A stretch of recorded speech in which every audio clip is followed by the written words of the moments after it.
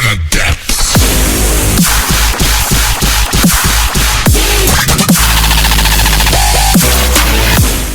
اعوذ باللہ من الشیطان الرجیم بسم اللہ الرحمن الرحیم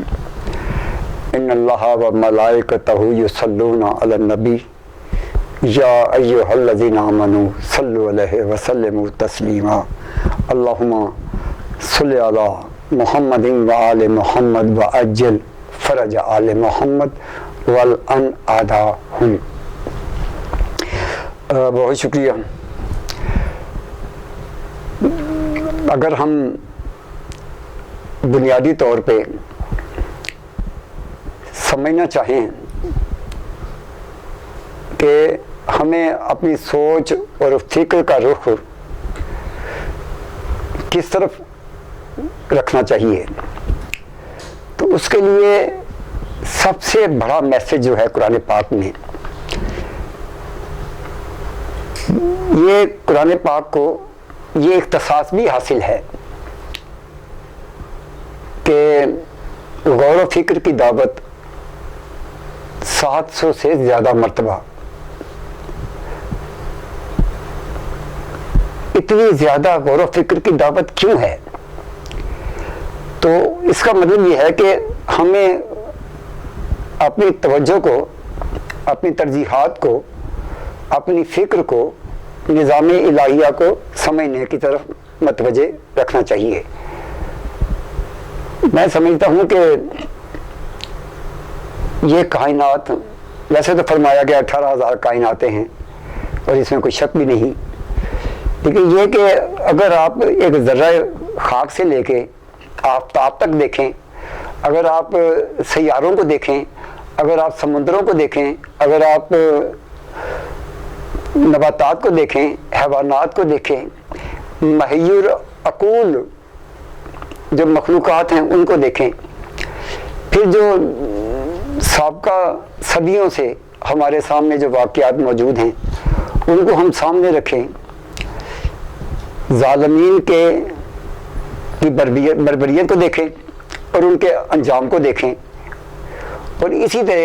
جن بندگان خدا نے، خاصان خدا کی بات تو ہم نہیں کر رہے آپ سے، ہم بات کر رہے ہیں عام، جیسے ہم ایسے عام لوگ، ہم اگر سوچیں تو ایک ایک سانس ہمیں دعوت فکر دیتی ہے۔ جتنی نعمتیں ہمارے سامنے ہیں ان کو آپ سوچتے جائیں، شمار کرتے جائیں تو ششتر ہوتے جائیں گے۔ اگر آپ کیفیاتی طور پہ جو شب و روز نعمتیں ہیں اور جو ہر طرح کی نعمتیں ہیں، جیسے حواس خمسہ ہمارے ہیں، جیسے ہمارے نظام ہضم ہمارا ہے، اور جس سے ہمارے سامنے نعمتیں آتی ہیں، اور ان میں کسی ایک نعمت کے بارے میں بھی اگر سوچنا اور بات کرنا شروع کریں تو ہم نہیں پہنچ سکتے۔ اللہ نے اس میں اتنے اسرار رکھے ہوئے ہیں۔ پھلوں کو دیکھ لیں، سبزیوں کو دیکھ لیں، یہ اتنا وسیع موضوع ہے، میں زیادہ دیر اس پہ بات نہیں کرنا چاہ رہا۔ میں یہ چاہ رہا ہوں کہ بنیادی طور پہ آپ لوگوں کو سمجھ لینا چاہیے کہ ہمیں غور و فکر کرنا چاہیے۔ سورہ محمد کی آیت ہے افلا یتدبرون القرآن ام علی قلوب اقفالها افلا یعقلون، یعنی بعض دفعہ جیسے قرآن پاک خدا کہہ رہا ہے کہ عقل کیوں نہیں کرتے، یعنی غور و فکر کیوں نہیں کرتے۔ ایک آپ کے لیے اس نے اتنا بڑا نظام قائم کر دیا ہے اور پھر آپ کو اتنا ہی کہا ہے کہ آپ اس پہ غور کرو۔ نظام الہیہ یا دین محمدی کو آپ بنیادی طور پر کس زاویہ نگاہ سے دیکھتے ہیں؟ ماشاءاللہ، بڑا آپ کے سوال کے تناظر میں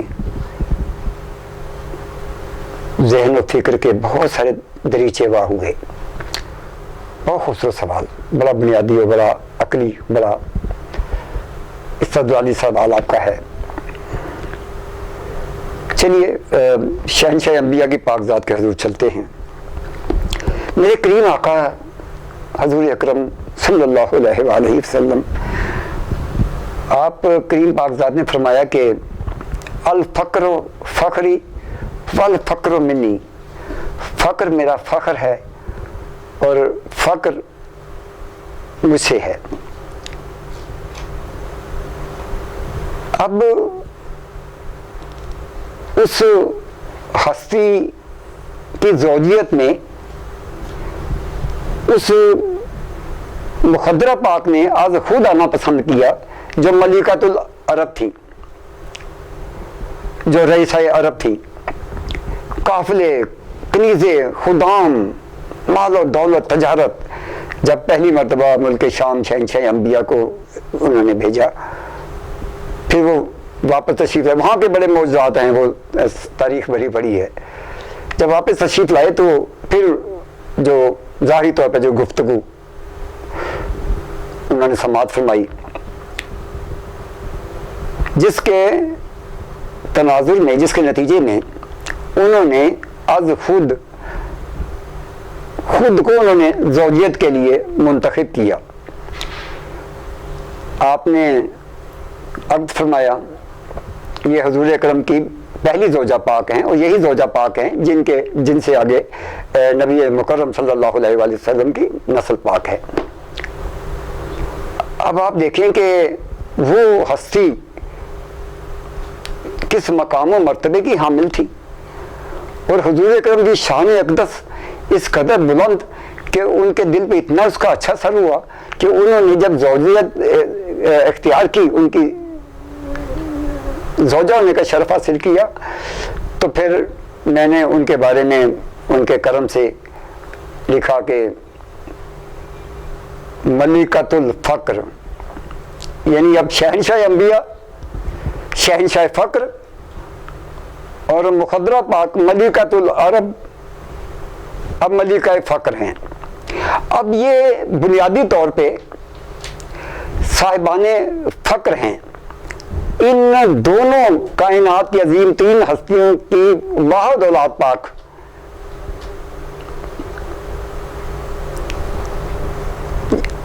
یا مولاتی بذات الرسول ام ابیہا،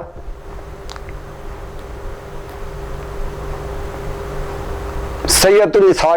اہل الجنہ۔ یہ سلسلہ یہاں تک آپ دیکھیں۔ اس کے بعد آگے چل کے آپ دیکھیے کہ حسنین کریمین، پھر وہ ایک سلسلہ چلا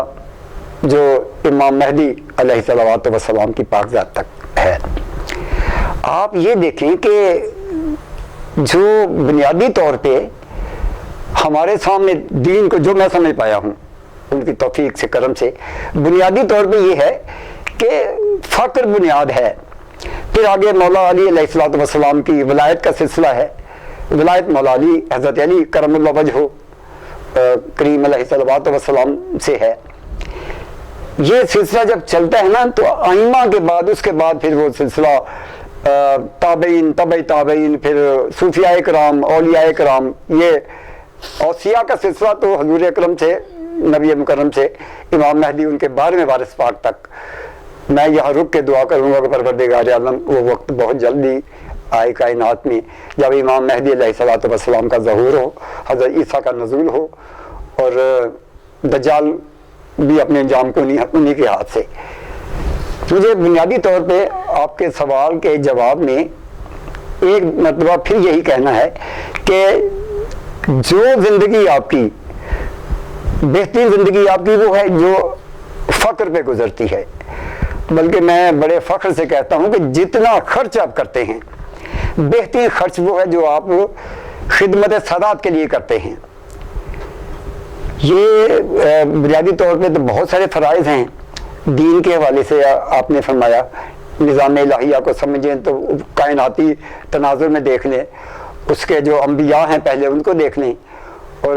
ہزاروں اربوں سال کی جو تاریخ ہے، تاریخ انسانی، اس کو دیکھ لیں، تخلیقات کو دیکھ لیں۔ آگے چل کے جو ہمیں دیکھنا ہے وہ صرف یہی ہے کہ جو مختصر میں آپ کے سوال کے جواب کی تھوڑا سا سمجھتا ہوں کہ طویل شاید اس کا ہو گیا، بہت کچھ اس سلسلے میں کہنا چاہ رہا ہوں، لیکن بنیادی طور پہ بات یہی ہے کہ آپ نظام الہیہ کو اسی طرح سمجھ سکتے ہیں جس سے حضور اکرم نے اور ان کی پاک آل نے اور جو ان کے بعد صحابہ کرام کے بڑے مقام و مرتبے ہیں انہوں نے جو ہم تک یعنی اللہ کے دین کو پہنچایا، ہمیں اسی کو سامنے رکھنا چاہیے۔ جو نظام محمدیہ ہے وہی نظام الہیہ ہے۔ جو شیعان محمد ہیں انہی کا سلسلہ آگے ہے کہ وہ اللہ کے نظام کو اسی طرح سمجھے جیسے شہنشاہ انبیاء نے اپنے قول اپنے فعل سے ہمارے سامنے رکھا، اور بے شک قرآن پاک نے کہا کہ ہم نے ان کو بہترین نمونہ بنا کے ہماری اصلاح کے لیے چلنا ہے۔ بحیثیت مسلمان آپ کے نزدیک ہم کس طریق پر صاحب ایمان قرار پا سکتے ہیں؟ بہت اہم اور بہت اچھا سوال ہے آپ کا۔ بہت ساری ذمہ داریاں ہیں، بہت ساری ذمہ داریاں ہیں۔ صاحب ایمان ہونے کے لیے تو بنیادی طور پہ آپ کے پاس ایک اصول موجود ہے کہ اللہ، اس کے رسولوں کا، اس کی کتابوں کا، اس کے تمام نمائندگان کا دل و جان سے اقرار، اور پھر زبان سے اس کا اقرار اور سچے دل کے ساتھ اس کو قبول کرنا، اور آپ کے اعضاء و جوارح سے معلوم ہونا چاہیے کہ آپ صاحب ایمان ہیں۔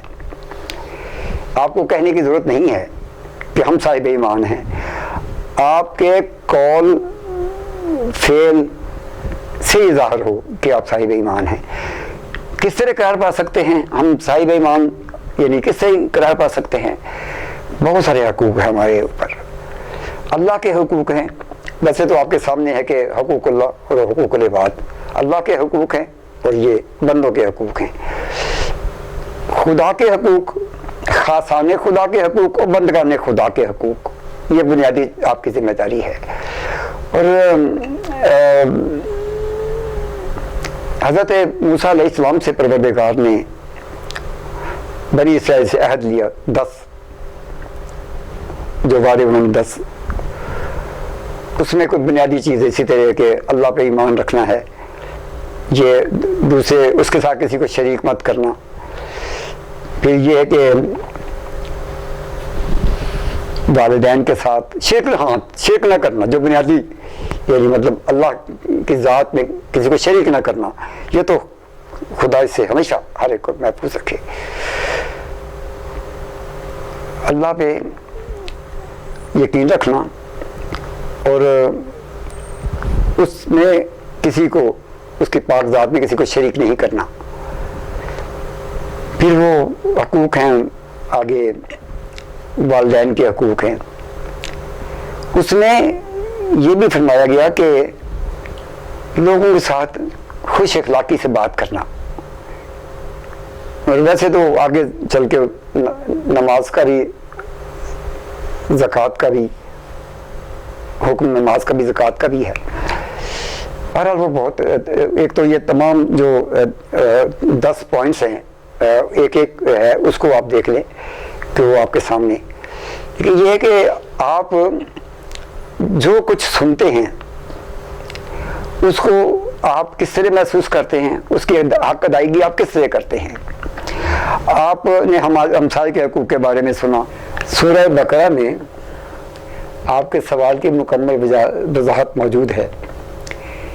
دین یہ نہیں کہ تم اپنا رخ مشرق کی طرف کر لو یا مغرب کی طرف کر لو، بلکہ دین یہ ہے آگے اللہ اور اس کے رسولوں پہ، کتابوں پہ ایمان ہے، اور پھر جو حقوق العباد جو ہے اس حوالے سے بھی کہ رشتہ داروں اور سوال کرنے والوں، مسافروں اور باقی جو دیگر، تو وہ پوری